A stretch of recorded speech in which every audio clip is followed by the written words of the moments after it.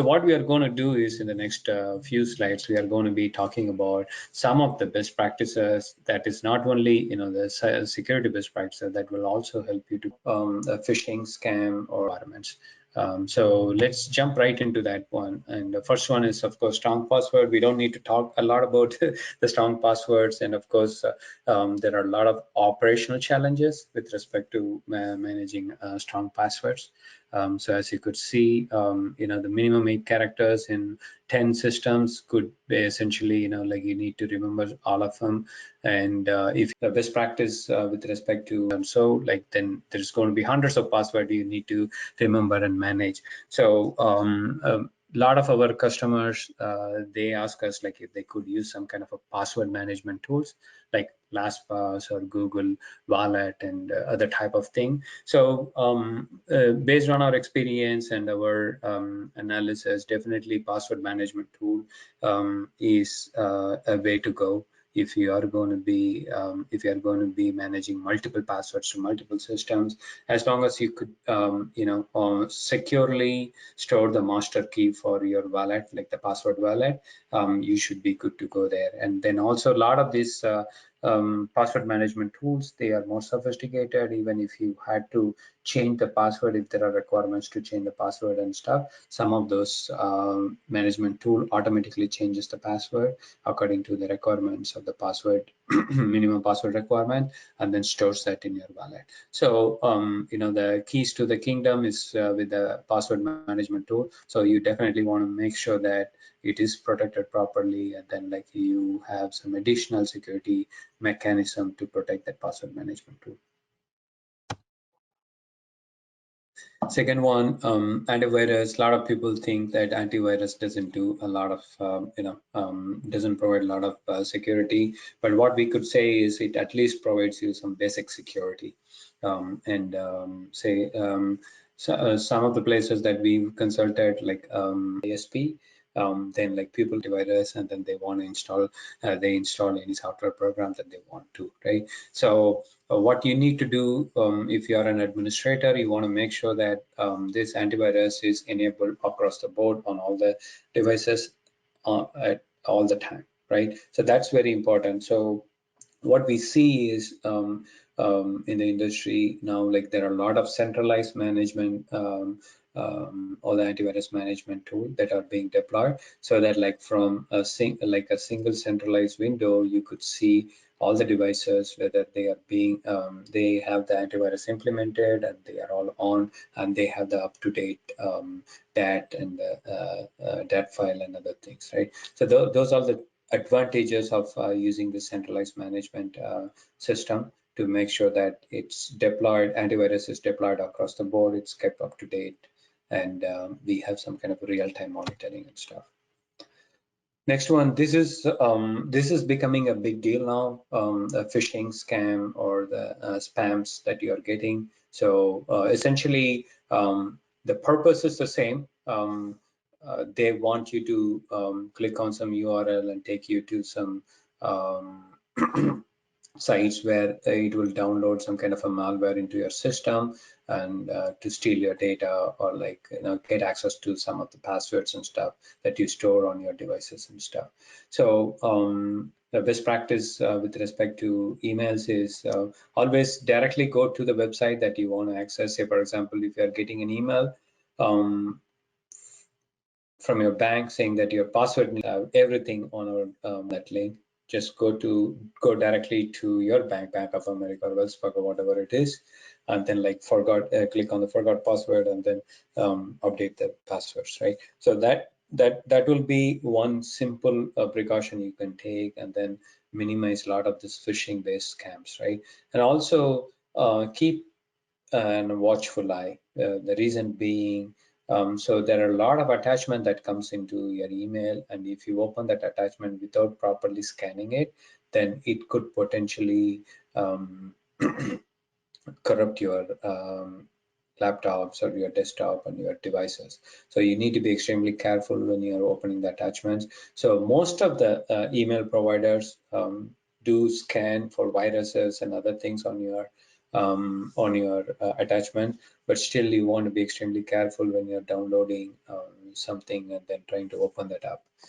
So that those are the two tips that we would provide as part of handling the phishing scams and stuff. And then wireless, this is a big deal, or it was a big deal, pre-COVID. Everyone used to work from some coffee shop and other places. Now, like most of the staff still working from home, and so wireless is still an issue even for work from home staff.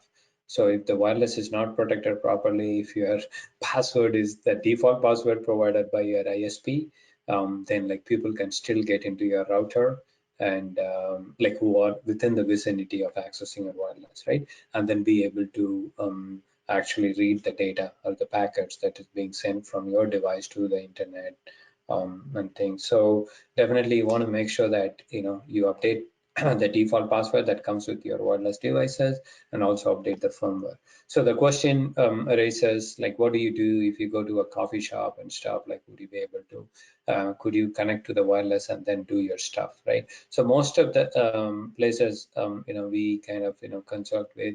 So what we recommend is like, we recommend them to use with a VPN that creates a separate tunnel between your device and the destination where you want to communicate, and that way nobody else can look at that tunnel.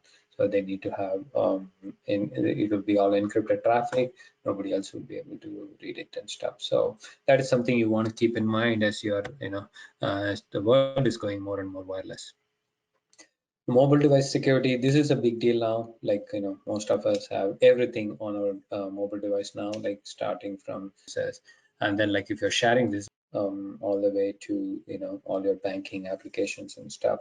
So this is very easy to steal, and then like if people can guess your password, or like if you haven't enabled any password, then it is a done deal, right? So they got access to all your data, and so definitely you want to at least protect your mobile device with a simple pin or like a fingerprint based access, right? So that definitely reduces a lot of risk with respect to mobile device security. And also make sure that like if you are using work related applications and stuff, you create a separate work profile. So that way, from if you work from that work profile, you don't have access to all the data within the phone and stuff. So that kind of segregates all your content, meaning like it kind of containerize the whole thing into a small bucket. So that way, like your data access between your mobile phone and the data that you store, everything is restricted to only small with a small footprint. And then to get access to that, like you need to have some kind of password or fingerprint and whatnots to access it. Of course, like we have thousands and thousands of cloud-based application, starting from Dropbox, Box.com, all the way to Office 365 and stuff. So you definitely want to make sure that if you are signing up with a cloud-based provider and storing any kind of patient data, you do have the business associate agreement with them, right? So most of the cloud-based provider now sign the BAA, so that essentially transfers your liability to the cloud-based provider if you are storing any patient-related information. So they need to comply with it. So if you're not going to have this BAA, then you're liable.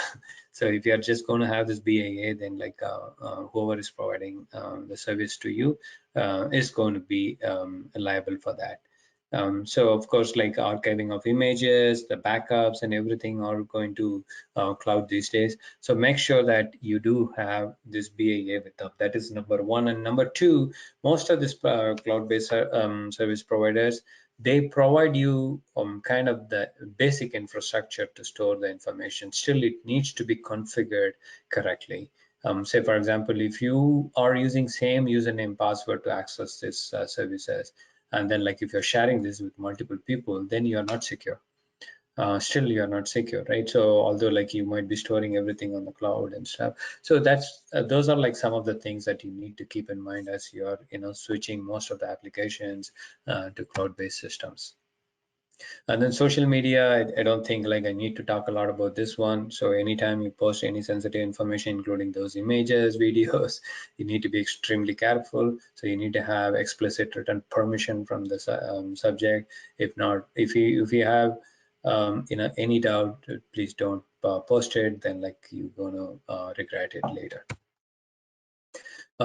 Disposal kind of covers a lot of the requirements of HIPAA. So whenever you're disposing of any electronic devices, make sure that it is, sanitized. All the data that is stored in the media or like anywhere within that devices is all sanitized before it's all being disposed of.